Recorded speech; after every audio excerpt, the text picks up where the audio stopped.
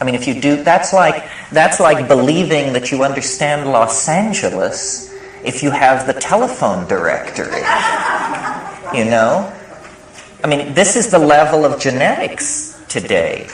What they say they understand life, and they have the telephone directory, and they're talking about Los Angeles because they can look up, you know, where the genes are, the coding for the proteins. You know, does this tell us anything about a broken heart or a Messiah or a Hitler? I don't think so. So what we are trying to do is return the focus of attention to individual experience. We have been slave too long to ideology transmitted hierarchically and based on a tremendously alienating instrumentality. That's what science depends on now, a tremendously alienating instrumentality. What we need to do is empower experience. Well, this is where the psychedelics come in, because citizens don't take psychedelics because it's illegal. Neither do marionettes. Neither do robots. None of these well-behaved and mechanistic reductionist images of humanity take psychedelics because it's misbehaving. Misbehaving is a great sin. In fact, it's enshrined as the first sin. You'll regard that the psychedelic issue was there in Eden, and somebody misbehaved, and then they got tossed out forever and their children's children into the chaos of history. It's interesting to read in Genesis why this was. It was because they will become as we are, says Yahweh. They will become as we are if they eat of the fruit of the tree of knowledge.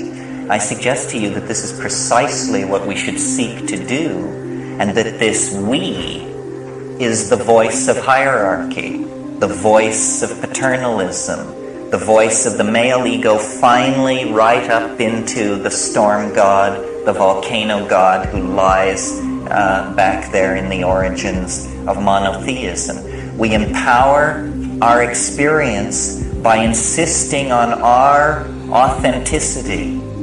It's a wonderful thing to learn to be able to stand up and yell bullshit. I did it when I was about 18 years old, and it was the meme of the hour, and it blew their minds. It did blow their minds. It was uncivil. It was uncivil. It lacked polity. It was rude and crude and correct, because so much is being slung, and nobody is talking about the primacy of experience and the dignity of the individual. The dignity of the individual. We went a long way with this in America before we betrayed it. And it wasn't only betrayed by the clowns in Washington. It's also betrayed by anybody who clusters themselves around the feet of some self-proclaimed nabob. Because the fact of the matter is, nobody knows what's going on. Nobody knows. Nobody has the faintest idea. The best guesses are lies. You may be sure of it. And so to pretend that one human being will lead another out of the dark night of ignorance and into the shining light of truth is ludicrous, absolutely grotesque, a product of this empowering of the human image that has gone on through several thousand years of dominator culture. If you want a teacher, try a waterfall, or a mushroom, or a mountain wilderness, or a storm-pounded seashore. This is where the action is. It's not back in the hive. It's not in the anthill. It's not knocking your head against the floor in front of somebody who claims that because of their lineage and whose feet they washed and whose feet they washed, that you should give credence to them.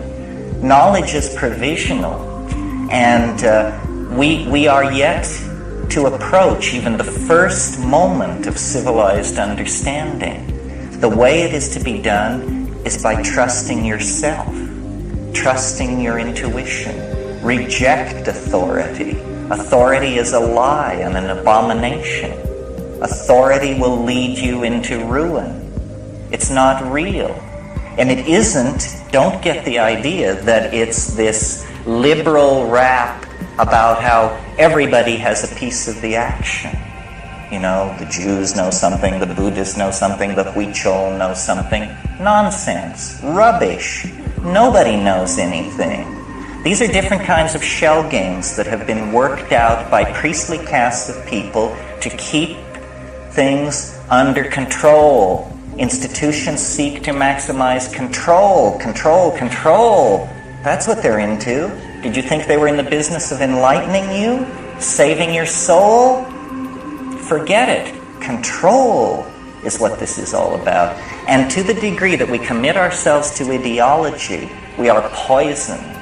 Any ideology, Marxism, Catholicism, objectivism, you name it, rubbish, all rubbish. What is real is experience. What is real is this moment. And so then what it becomes about is, what are the frontiers of experience? How much of that has been taken away from us by these dominators, by these priesthoods, by these cults, by these philosophical shell games? Well, a lot. That's the whole story of history. Our growing unease, our growing dis-ease, our malaise is all about the fact that we are kept from the wellspring of experience. We are sexually repressed. You may not feel it, but look back 100 years to a world where pianos wore pants. You know, maybe we've made a little progress on the sexual thing. Maybe not. Maybe more or less than we think. But we are repressed in all of these areas. And we are particularly repressed in the area that relates to the psychedelic experience. Because it is raid to the dominator insect invasion. They can't take it. They can't stand it. Because it empowers the individual. It dissolves the cheerful model of science. It's just exposed as, a nice story. It enriches the accessible universe tenfold, 100-fold, 1,000-fold. It makes the individual complete within his or her self.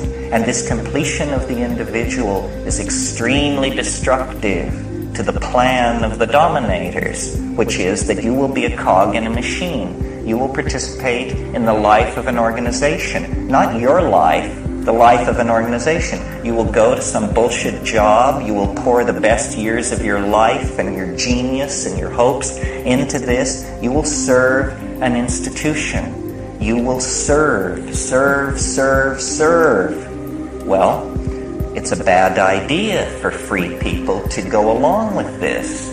A much better idea would be to insist on the dignity of human beings, to recognize that the freeing of slaves, the giving of the vote to women, the ending of public whippings, that this program of political enlightenment must also then include hands-off on how people want to relate to changing their minds. We are not interested in being sexually regulated by the state, and we are not interested in being intellectually, spiritually, emotionally manipulated by the state. The state should stand down in this issue.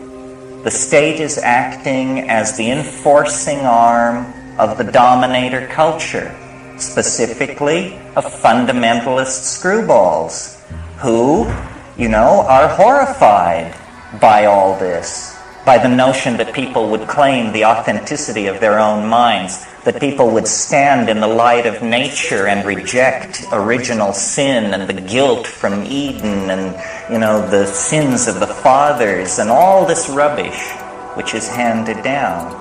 What the archaic revival is going to have to mean, if it has teeth, is a re-empowering of the individual and a consequent lowering of the profile of institutions, especially government. We need to think about these things because we have bought into the idea that we have to serve and behave and be enslaved, else chaos will engulf the world. We need to carry out our analysis of the situation to the point where we can embrace chaos and see that chaos is the environment in which we all thrive. That's how I've done it for years. You think I could have gotten away with this in the Soviet Union? I don't think so. I require a society on the brink of social breakdown to be able to do my work. And I think a society on the brink of social breakdown is the healthiest situation for individuals. I don't know how many of you have ever had the privilege of being in a society in a pre-revolutionary situation, but the cafes stay open all night. And there's music in the streets, and you can breathe it, you can feel it, and you know what is happening. The dominator is being pushed. It never succeeds. It never is able to claim itself. But on the other hand, history is young. We may have a crack at this. A global society is coming into being. A global society made out of information that was not intended to be ours, but which is ours through the mistaken invention and distribution of small computers, the printing press, all of this stuff. Information is power, and information has been spilled by the clumsy handling of the cybernetic revolution by the dominator culture so that it is everywhere. Never has the situation been more fluid. Never have the opportunities for infiltration, insurrection, and hell-raising been more present at hand. But we have to seize the opportunity. If we continue as we have, then, we're doomed. And the judgment of some higher power on that will be, they didn't even struggle.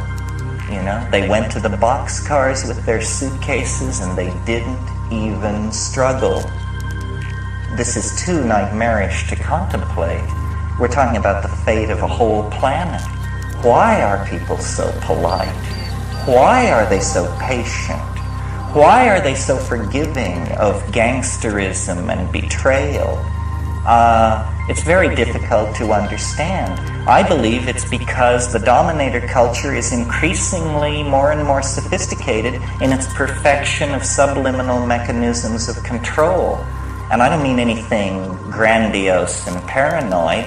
I just mean that through press releases and sound bites and the enforced idiocy of television, the drama of a dying world has been turned into a soap opera for most people. And they don't understand that it's their story and that they will eat it in the final act if somewhere between here and the final act they don't stand up on their hind legs and howl. And it's not done through organizing. It's not done through vanguard parties or cadres of intellectual elites. It's done through just walking away from all of that.